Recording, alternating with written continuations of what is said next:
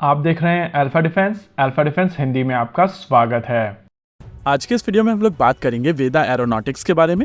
ये एक Indian private startup company है जिनका आइडिया है कि भारत में भारतीय सेनाओं के लिए हाई एंड डिफेंस टेक्नोलॉजीज को मास्टर किया जाए और इनकी तरफ से कई सारे ऐसे प्रोडक्ट्स बनाए जा रहे हैं जो सच में भारतीय सेनाओं की क्षमताओं को बढ़ाएंगे। इस वीडियो के दौरान हम लोग इनके एक लॉइटरिंग म्यूनिशन के बारे में बात करने वाले हैं जिसको कुछ समय पहले ही इन्होंने भारतीय सेनाओं को डिलीवर किया है। इस सिस्टम का नाम है सुरेशास्त्र और अभी आप अपनी स्क्रीन के ऊपर इसी सिस्टम के लॉन्च को देख सकते हैं। ये catapult assisted long range loitering munition है और आप सभी को याद होगा कुछ समय पहले भारतीय वायुसेना की तरफ से एक ऐसी ही रिक्वायरमेंट रिलीज की गई थी जहां पर उनको एक लॉन्ग रेंज लॉइटरिंग म्यूनिशन चाहिए था जिसको कैटapult से लॉन्च किया जा सके, यानी कि उसको लॉन्च करने के लिए किसी भी तरीके के रॉकेट या रनवे की आवश्यकता ना हो।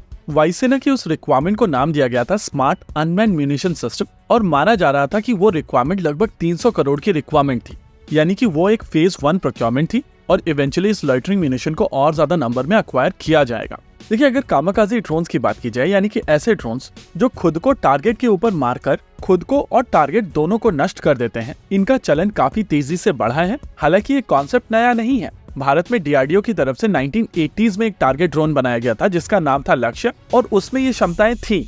हालांकि लक्ष्य भारतीय सेनाओं की रिक्वायरमेंट पूर्ण नहीं कर पाया था और मैसिव $2.14 मिलियन की लागत में बनाया गया ये पूरा का पूरा प्रोजेक्ट, जहां पर इंजन भी डेवलप किया गया था, उसको बंद कर दिया गया था और फिर बाद में लक्ष्य 2 बनाया गया जिसको कुछ नंबर में भारतीय सेनाओं के बेड़े में शामिल किया गया और इस समय अभ्यास के ऊपर काम चल रहा है जो इसका फर्दर इम्प्रूव्ड और रिफाइंड वेरिएंट है। एनीवेज, ये सिस्टम मल्टीपल रोल वाले सिस्टम्स थे जहां पर आइडिया था कि इनको टारगेट ड्रोन के तौर पर यूज किया जाए, डिकॉय के तौर पर यूज किया जाए और लॉइटरिंग म्यूनिशन के तौर पर यूज किया जाए।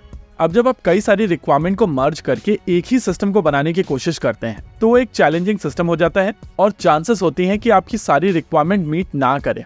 लेकिन अगर इस स्मार्ट अनमैन्ड म्यूनिशन सिस्टम की बात की जाए तो ये रिक्वायरमेंट काफी सिंपल है और यहाँ पर रिक्वायरमेंट एक ऐसे सिस्टम की है जिसको कैटapult से लॉन्च किया जा सके और ये स्वार्म करने की क्षमता रखे। देखिए, कामाकाजी ड्रोन 2 प्रकार के होते हैं। एक FPV ड्रोन्स यानी कि फर्स्ट पर्सन व्यू ड्रोन्स। इस तरीके के ड्रोन्स को एक ऑपरेटर ऑपरेट करता है और वो कंटिन्यूअसली मॉनिटर करते हुए इसको टारगेट तक ले जाता है। उसके बाद मैन इन द लूप का प्रयोग करते हुए ये ऑपरेटर खुद से ही डिसीजन लेता है या फिर अपने ऊपर स्टैब्लिश किए गए कमांडर की मदद से एक डिसीजन लेकर फिर उस मिशन को एग्जीक्यूट किया जाता है।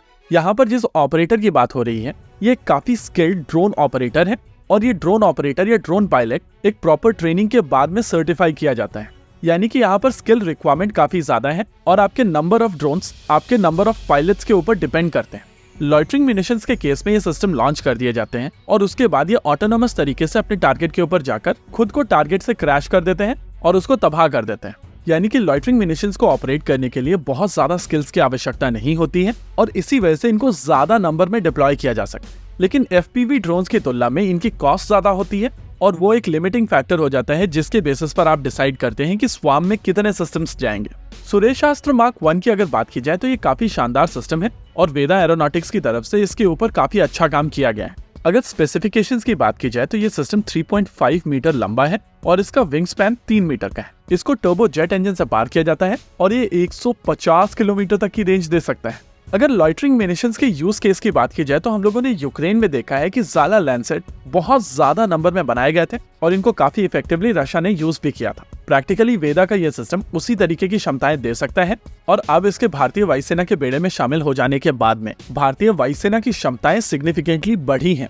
लेकिन हम लोगों को एक चीज समझनी पड़ेगी कि लॉइटरिंग म्यूनिशन एक ऐसा सिस्टम है जिसको बहुत ज्यादा नंबर में यूज किया जाता है और अगर आप वायुसेना के ऑर्डर को देखेंगे तो वो केवल 300 करोड़ का है, यानी कि इन सिस्टम्स को अभी और ज्यादा नंबर में इंडक्ट करने की आवश्यकता है। इसी के साथ आज के इस वीडियो में रखते हैं केवल इतना ही। वीडियो को अंत तक देखने के लिए धन्यवाद। देखते रहिए अल्फा डिफेंस। जय हिंद।